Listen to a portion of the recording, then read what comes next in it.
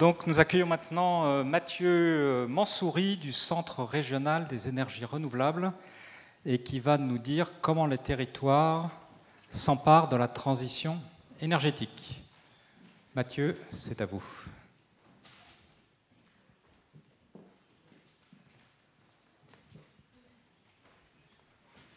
Bonjour à tous. Comme on est à La Rochelle aujourd'hui, je voulais apporter une couleur locale et régionale en faisant un modeste témoignage d'une association, de mon association, notre association, le CRER, dont je suis le directeur adjoint, et qui est une association qui est à côté de Niort et qui travaille sur tout le territoire régional pour développer l'efficacité énergétique et les énergies renouvelables. En deux mots, la présentation de notre association, on est 12 salariés et on a plusieurs activités, faire du conseil neutre gratuit aux particuliers sur tout ce qui est économie d'énergie et énergie renouvelable à travers notre espace Info-Énergie qui est soutenu par l'ADEME et la région. On réalise des études pour des collectivités et des entreprises qui veulent développer des énergies renouvelables pour leur apporter un outil technique d'aide à la décision. Donc ça concerne le solaire photovoltaïque, le solaire thermique, le bois énergie et la méthanisation. On est également un centre de formation où on forme les professionnels du bâtiment à intégrer, eux, dans leur offre des énergies renouvelables de qualité. Et puis, si malgré ces trois activités, il se peut que de temps en temps des énergies renouvelables ne fonctionnent pas bien, on réalise des expertises pour savoir pourquoi ça ne fonctionne pas, mais heureusement, on en fait très peu. On est vraiment une interface entre tous les acteurs qui peuvent tourner autour des énergies renouvelables.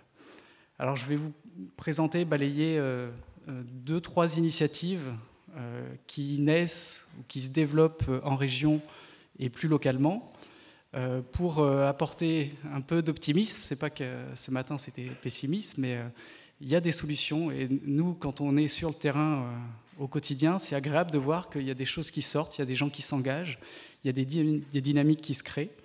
Donc je vais utiliser mes 8 minutes qui me restent pour vous présenter ces quelques initiatives.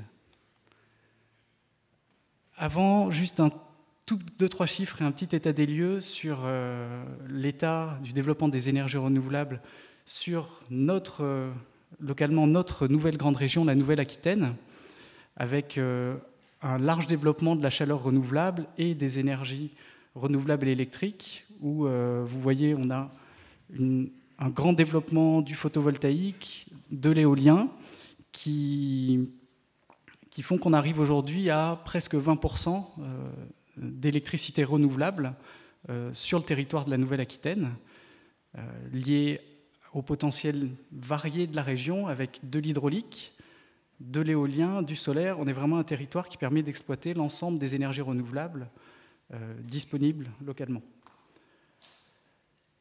On est du coup la 5e région de France sur les ENR électriques, ce qui est intéressant, et ça nous laisse un territoire qui est vaste comme l'Autriche pour réussir à continuer à développer les énergies renouvelables et atteindre les objectifs, notamment de la loi de transition énergétique de 32% d'énergie renouvelable.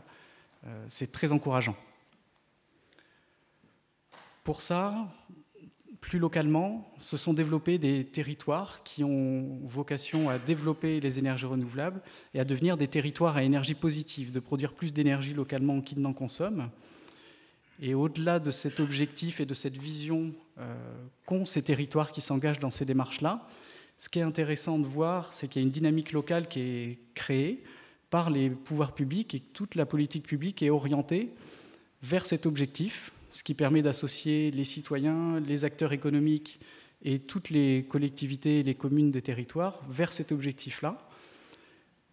Ça a comme atout également de garder la valeur ajoutée du développement des économies d'énergie et des énergies renouvelables sur le territoire. Il y a vraiment une notion dans les territoires à énergie positive qui se développe que le produit des investissements et des développements en matière d'efficacité énergétique et d'énergie renouvelable reste pour les acteurs du territoire, pour améliorer la qualité de vie sur le territoire ou pour continuer à développer, à renforcer cet objectif de développement d'énergie renouvelable.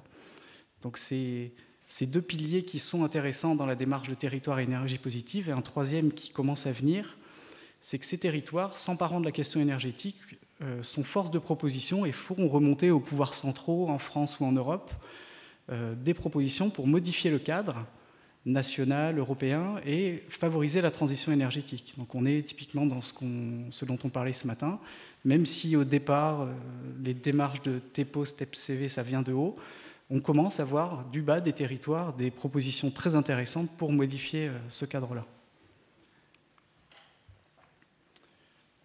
Je zoome de la Nouvelle-Aquitaine sur le territoire du Poitou-Charentes, où se sont développés depuis quelque temps des outils pour développer, massifier la rénovation énergétique de l'habitat privé.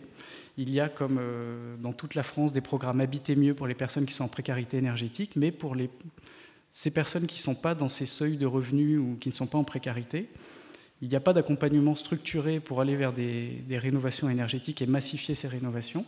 Donc il y a certains territoires qui ont créé ce qu'on a appelé des plateformes de rénovation, les plateformes ACT sur le territoire Poitou-Charentes, où ces territoires-là se sont dotés d'outils, de moyens internes ou externes pour apporter un conseil et un accompagnement neutre, gratuit, à tous les particuliers du territoire, tous sans exception, pour leurs projets de rénovation.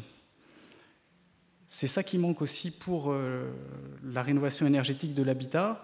On l'a vu ce matin rapidement, que isoler les combles, ça ne coûte rien, et ce n'est pas ça dont on a besoin forcément. Mais l'intérêt de ces démarches-là, c'est que ça permet d'amener un ménage, aller au-delà de l'isolation des combles, à faire une rénovation globale performante en une seule fois, pouvoir traiter l'ensemble du bâti en une seule fois, ce qui coûtera moins cher que d'y retourner tous les ans avec à chaque fois une catégorie de travaux réalisés, et de pouvoir orienter l'ensemble des ménages vers des artisans qualifiés. Et avec ce tiers de confiance, ça permet vraiment de débloquer des passages à l'acte intéressants. Sur les territoires qui ne sont pas concernés ou qui ne se sont pas engagés dans les plateformes de rénovation, l'ancienne région Poitou-Charentes a créé une SEM, une société d'économie mixte, qui s'appelle ARTE, l'Agence pour la rénovation et les travaux d'économie d'énergie, qui joue ce rôle d'accompagnement pour tout le reste du territoire et se déploie également depuis la fusion des régions sur le territoire du Limousin, qui a un gros besoin aussi en rénovation d'habitat privé, pour apporter ce service public de la rénovation sur l'ensemble du territoire.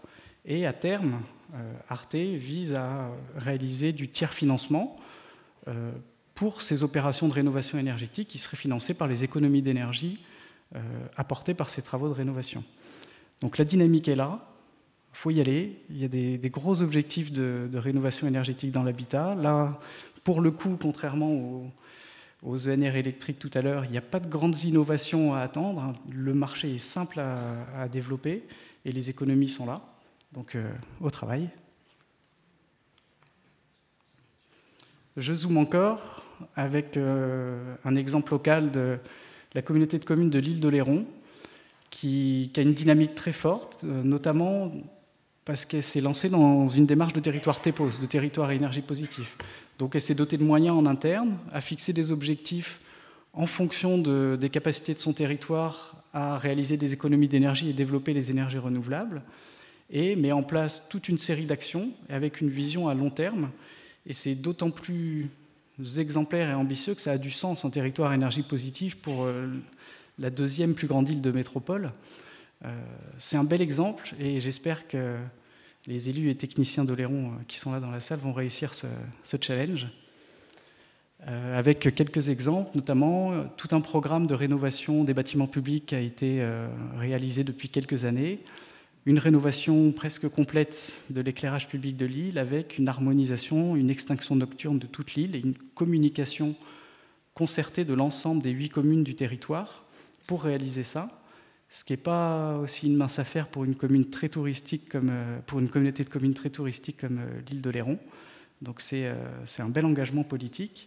Ils se sont dotés également de moyens pour accompagner l'ensemble des particuliers du territoire sur la rénovation énergétique, et commence à réaliser un plan pluriannuel d'investissement sur les énergies renouvelables et à se doter d'outils en interne pour développer les ENR. Je zoome encore avec 2 exemples, et je vais aller vite. Une station-service qui développe de l'autoconsommation photovoltaïque, une entreprise qui développe de l'approvisionnement en bois déchiqueté et qui fait certifier son service d'approvisionnement. Et j'ai pris ces exemples parce que l'autoconsommation photovoltaïque, on y va, mais très massivement. Et le bois déchiqueté, la chaleur renouvelable, il ne faut vraiment pas l'oublier dans la transition énergétique. C'est une filière locale et d'avenir. Et enfin, je vous invite à aller sur le site du CRER pour découvrir l'outil qu'on a mis en place concernant le financement participatif de projets énergie renouvelable qu'on fait en partenariat avec la plateforme de financement participatif LUMO. Et comme vous êtes, il y a autant de, peut-être 300, je ne sais pas combien on est aujourd'hui, 300 citoyens dans la salle, je vous invite à venir participer à ces projets énergie renouvelable et à mobiliser votre épargne sur des projets énergie renouvelable plutôt que sur des projets de centrales à charbon. Merci de votre attention.